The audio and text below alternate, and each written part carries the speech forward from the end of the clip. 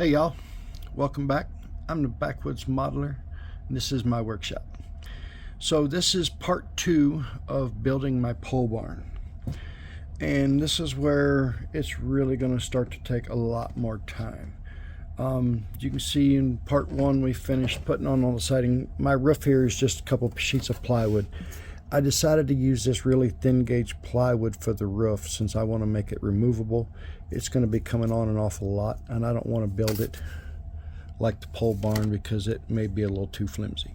So I'm going to use that. We're going to stiffen that up a little bit. It gets a little warped. We'll straighten it up. So anyway, you can see I've got all the siding or nailers done on here. I got the door cut out. It's ready to go. No door on the back, and then this side here is just going to be my lean-to section. I'm going to do corrugated metal on the outside, and I'll do corrugated metal on this back wall, but the inside of these two end walls I'm just going to leave those blank. And then the inside of the barn itself, we're going to leave that blank with just the posts, the nailers, and then you'll see the corrugated metal through that. So that's how we're going to do that. Now for the fun part, I watched a guy and his name was Small World Workshop. Small spelled S-M-O-L. Really cool guy. I found his video while I was trying to find how to make corrugated metal. So he showed me a way that he said he learned from someone else, which is a good thing about YouTube. We're all here to teach and learn tricks and tips of the trade so that we can build better buildings and better dioramas and better trucks and all that other good stuff. So YouTube actually is helpful. All right, so this is a long process. There's a lot of things you got to do. So what we're going to do is I've got a roll of 36 gauge aluminum foil, and I bought this, I don't know, I think I got it from Amazon for, I don't know, less than $20. And we are going to cut that up. And what makes this better than your aluminum foil that you have at home is this is the aluminum foil you get at home, and this is the aluminum foil cut off in this roll. It's a lot thicker. Stuff is really cool. So with that being said, let's get started. What I've already done is I've already cut a bunch of this into 2-inch strips, and that is how tall I want my my corrugated metal to be. Scale size, according to what I have found on the internet, 1 inch equals 4 feet. So this is 2 inches, so that would be 8 feet. And then we will cut it in 1-inch strips, which will make it 4 feet wide by 8 feet long. I originally wanted to do this all in one continuous piece across, but I don't know if it's me or the technique or what, but when you roll this through this roller that I have, it kind of twists it a little bit. Give you an idea. This is my test piece. You can see it's a little screwed up there at the end, but see how it's kind of curving at the top? It doesn't sit flat on the table anymore. So I don't know if that's something I did to cause that or what, and if I try to push it down, it wrinkles. So I'm finding that it's going to be better to cut this into smaller pieces, and I've already cut a few of these here. And so we'll cut them in small pieces, and then we'll just put them all together and put them on like that. This stuff is really cool, guys. So how we're going to make this is I bought a roller from Temu. Some call it a paint roller and some call it a toothpaste tube roller. It has kind of these corrugated looking teeth on it. So as we roll it, it's going to make the design on the metal we want. The problem I'm having is keeping it straight. So I'm finding it's better to run it in this way. So you try to get it as straight on there as you possibly can. Give this a little clamp, and you need to start rolling it.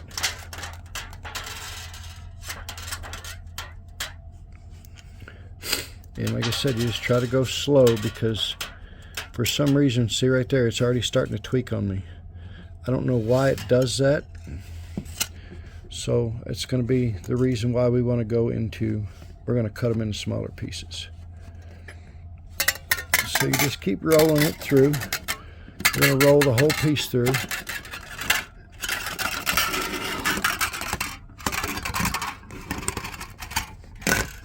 Okay. So I said, we know it's not very straight. We'll straighten it out as we cut the pieces. Actually, it doesn't look too bad on camera, but this thing is as crooked as a dog's hind leg. Look at that bow there in the middle where it's not touching the table. So it's going to take some work to figure this stuff out. I may need to go slower. I need to figure out a better way to do this, because this is going to take the longest time, guys and gals, because now that I have this, now I have to go through the weathering stage. And what that means is, what they do is the process is to spray everything with this clear coat. And it's got a matte finish on it. And the kind I have is from Rust-Oleum. And you spray that. We need to let that dry, obviously. And then we're going to go over it with some of this Crafters paint. It's just an acrylic based paint. We're going to go over that process, dabbing it to add some texture and weathering to it. And then after that dries a little bit, then we need to come back through with some isopropyl alcohol and spread the paint around a little bit. It's going to make a really cool effect. And that's not done. We're not done yet. Then we're going to come back with this rust wash and come over it a little bit to give it a little more weathering, to make it look like it's rusting a little bit. So, and the fun part about all of this is that I was sitting here before I started filming this and figured that this is probably going to take probably close to 75 to 100 pieces. So this is going to take me a month to do this, y'all. All right, so let me get set up over here, and we will go ahead and get some of these ran through my wrinkler. I don't know what you want to call it. And then we're going to go over there, and we'll start with the spray paint. I'm going to show you every single step, but I'm just not going to show you every single one, because that would just be too much time, and nobody's going to want to sit here and watch me do 100 of these. So I'll just show you a little bit of each one as we go, and hopefully you get the idea from there. So let's get started with that.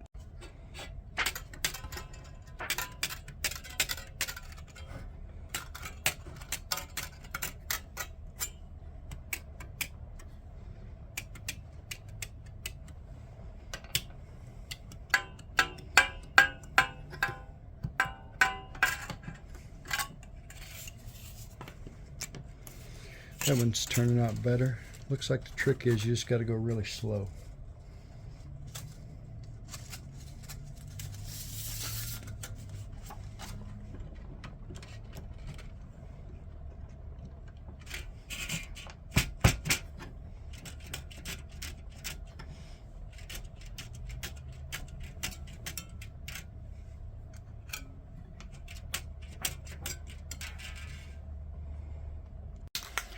All right, so now we got them all spread out here on the table.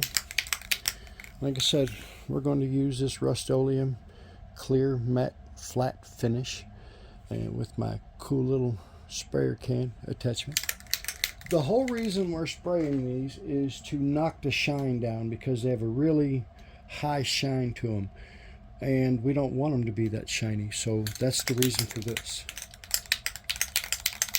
So when you're doing spray paint, always test. Just real quick. Don't need a lot. Make sure you're doing this in a very well ventilated area. Not like I am inside my shop where there's no ventilation because it's wintertime.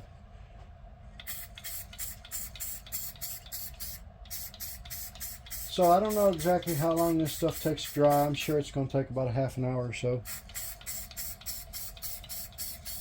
So that's step one. And then since I am going to use this, you're going to see it on the inside. I will probably spray it on the inside too, just to dull it down so it's not so shiny. So after this dries, we'll continue on with the next step. Okay, so my clear coat has dried. As you can see, that's what it looks like now. And this is what it did look like. As you can see, it's still got a little bit of a shine, but it's nowhere near as shiny as it was. We'll see something else kind of funny. Look how, well, you can't tell because it's how far away it is. But this thing shrunk almost 2 inches from corrugating it. It's kind of cool. So anyway, I've already cut. I left that one alone because I wanted to show you one piece there. And I've already cut a bunch of these into 1-inch strips. Some of them are a little bit, maybe a touch wider, but they're mostly 1-inch strips. I had a couple pieces left over that are small, but I'm sure I'm going to need small pieces somewhere, so that's okay too. So I wanted to give you an idea. This is what it looks like after I do the black paint and weather it a little bit. So I'm going to give you an idea on how I did that. So let's take a little bit of black acrylic paint. I'm just barely touching it into the paint. We don't want a lot, almost like a dry brush. And I use my fingernail here to hold it, and I'm just putting a little bit here and there. You're not trying to totally cover it from what I could tell. That was too much paint there. So we just want a little bit of paint here and there. And that'll dry in a couple of seconds. We'll do a couple more here. We're not trying to totally cover the whole thing. We're just trying to get a little color on it. When we come back with the isopropyl alcohol, that's how we get this effect to where it looks like it's all over. So we're going to go from to the right to the left. I'm probably blocking a lot of the light. So this is the before on the right, and this is the after on the left. So give that a second or two to dry, and we'll do a couple more here just to give you an idea. Let's slide it over here. Maybe you can see it a little better. Now that one got way too much paint on it, so we'll take another one and we'll blotch some of the paint off of the one we just did. There's enough to do a couple of them. I really laid it to that one, but that's all right though, because see, we don't want all of them to look identical. You know, we want some variation in some of our pieces, so we don't want everything to look identical. Okay, so that is just about there. These first two are almost dry. See if I can't really dry brush one real good.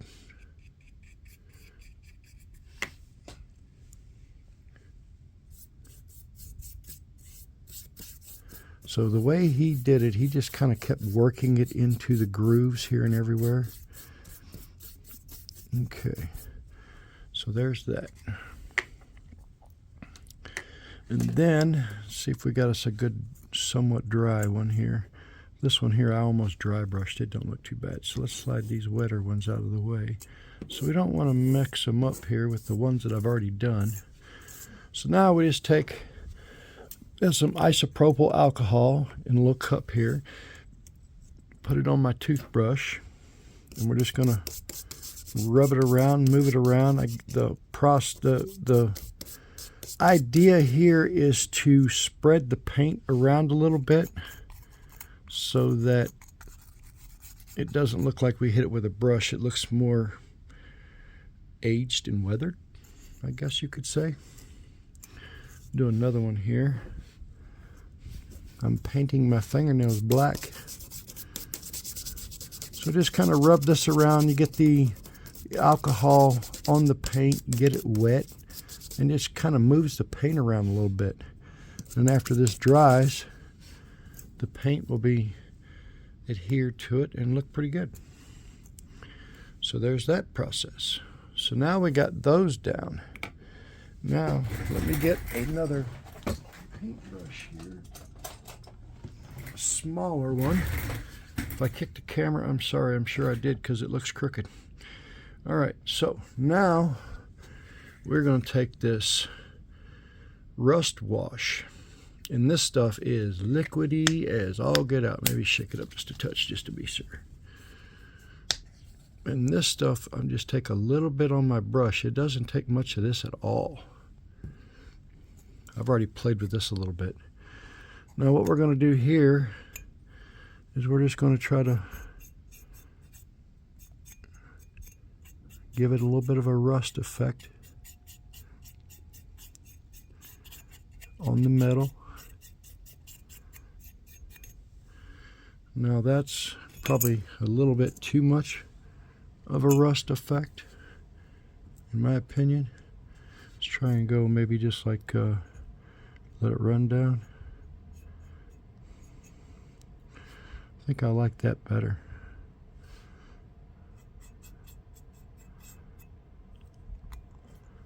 Yeah, I think that looks better. I don't have to do it all, just, you know, kind of random. Gives a little bit of a rust effect there, I guess. Maybe as this dries a little bit, I can play with it a little bit. I don't have a rag out here. Let me get a rag out here and we'll just kind of dab it. See if that does anything.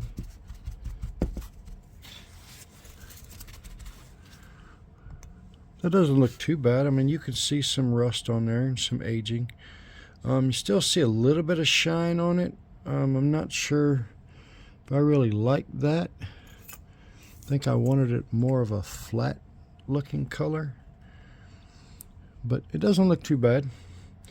So anyway, guys and gals, this is what we're going to do. We're going to keep doing this 100 and some times. I was thinking earlier, I think it's going to take almost 100 just to do the building itself, and it could take another 100 to do the roof. So this is going to take a long time. So I will get a bunch more of these done and then we'll start putting them on. Hang tight. Hey y'all, Backwoods Modeler here. Welcome back to my workshop. Today is another part of building my pole barn. Today we're going to actually do some siding on it. I wanted to show you some of the things that I've done that I like, some of the stuff I don't like.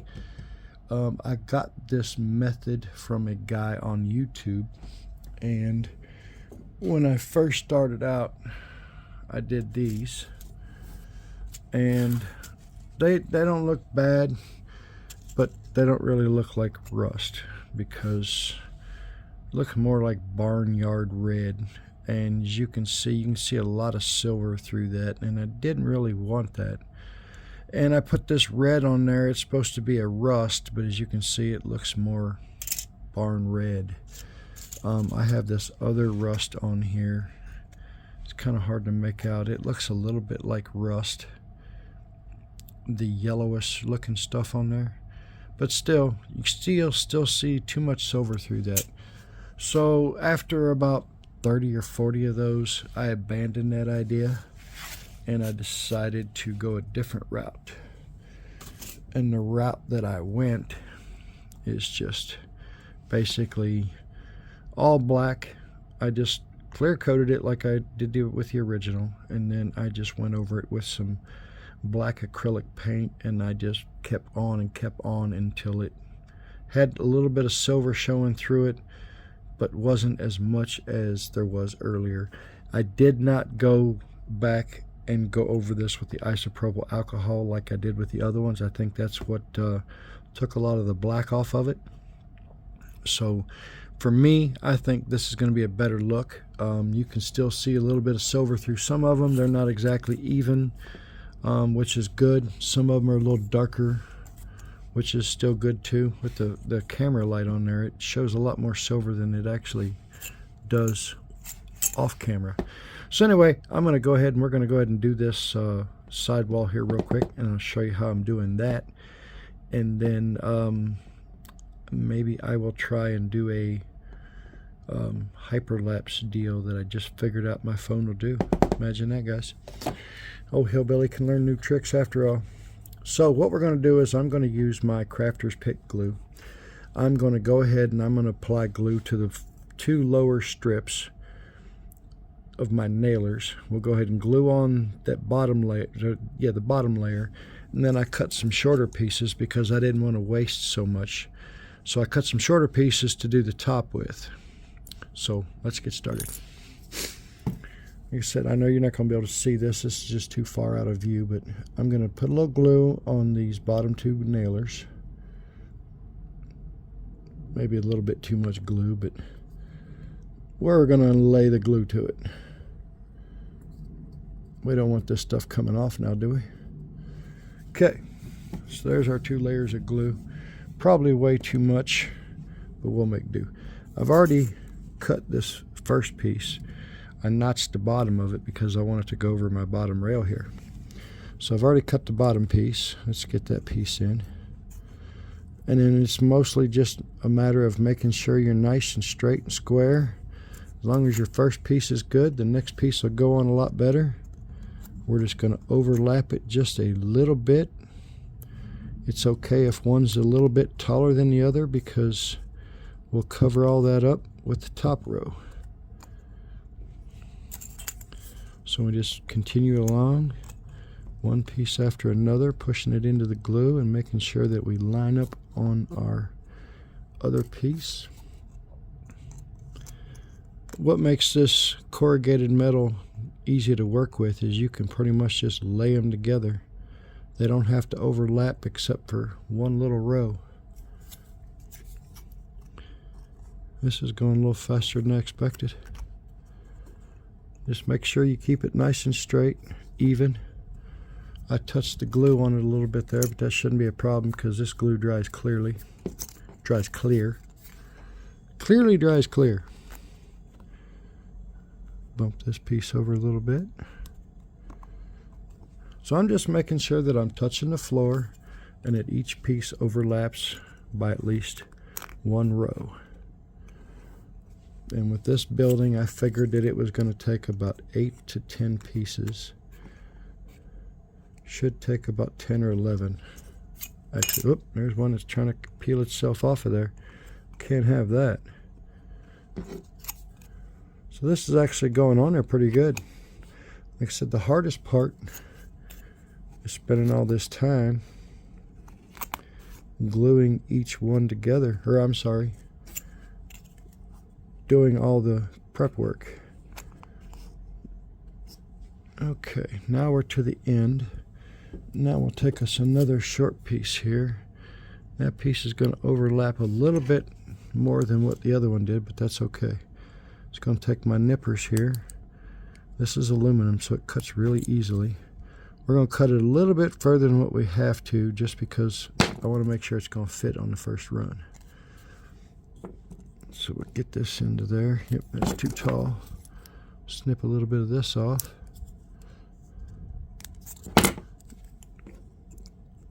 And stick that into place. There we go. First row is done. There, now that's set. There's the bottom row. Now to put the top row on, I think I want to put a little bit of, I think we're just going to put glue on the one strip there. Let me get my glue bottle here and hopefully nothing falls off. Come on. Putting a little bit more glue on here than I probably should, but I'm trying to hurry and do this because I'm on camera, obviously. Alright, so there's my way too much glue. So now we're just going to start over here in the corner again. Just line it up and put it on there without knocking off the bottom row. I maybe should have wanted to let that bottom row dry a little bit, but I didn't. I need to nip this corner off.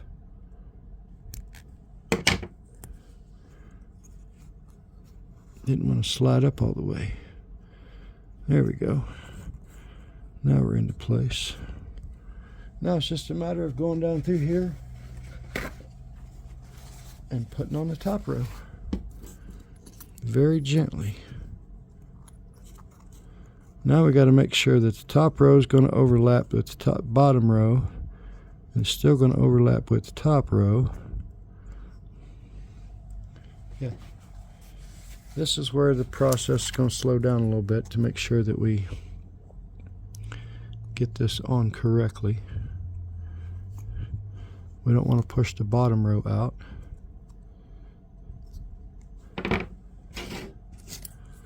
We're gaining on it, y'all.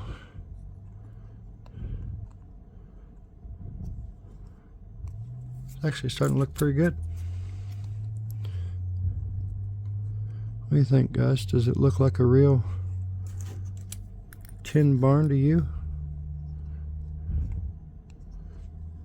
We're gaining on it pretty quickly here. It's almost like putting a puzzle together now. I'm going to run out of short pieces over here. I've got a whole bench full of them back there. Okay. Now we're getting close to the end and I'm pushing them off again.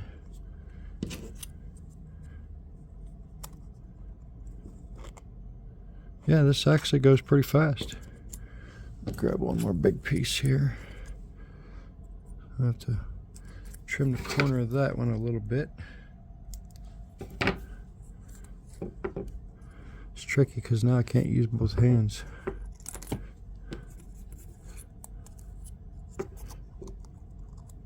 There we go. Now we just need a little sliver on the end and we're good. I'll have a smaller piece. I'll just have to dab a little glue on this and call it good.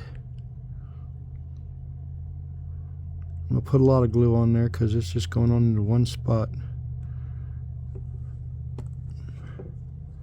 Now it's got to slowly get it up in there. Slide up. There we go. There. Oop. Oh no, we're all caving in.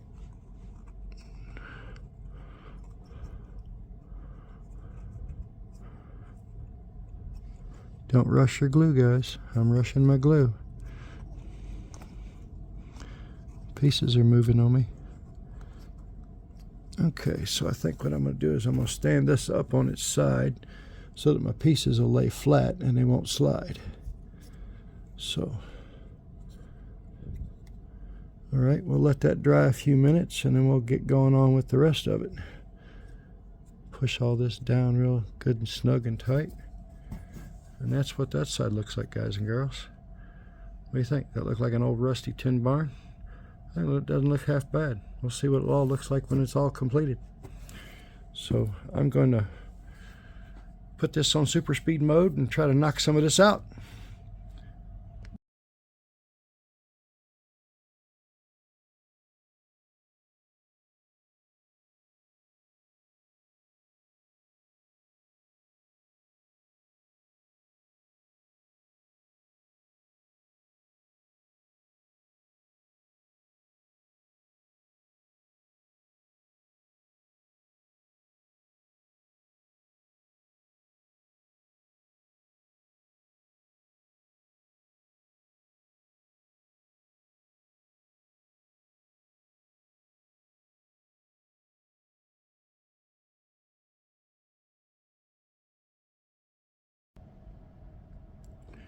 Well, we're just about done here, ladies and gentlemen. Just got a little bit more here to do on the front.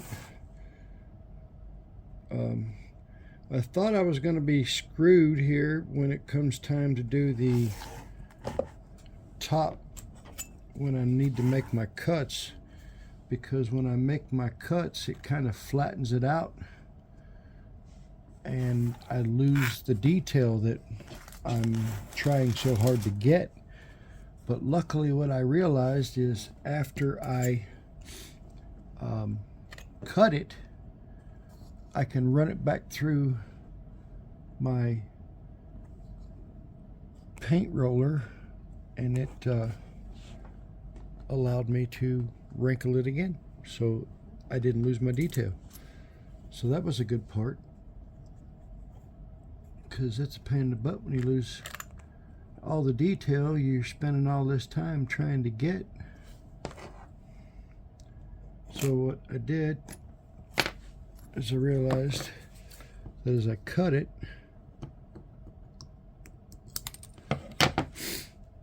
kind of gives it a weird shape and flattens it out a little bit. I realized all I got to do is stick it back in the roller and roll it, and it comes right back out perfect again. So that's a good bonus. I thought I was going to be in trouble there because I didn't think I was going to be able to get that shape back. Once we lose that shape, then the corrugating process that we're going through, we lose. And then it's like, well, why do I just spend all that time doing that if I can't keep it? So, crisis averted. So, let me finish knocking this front out, and I'll get back with you.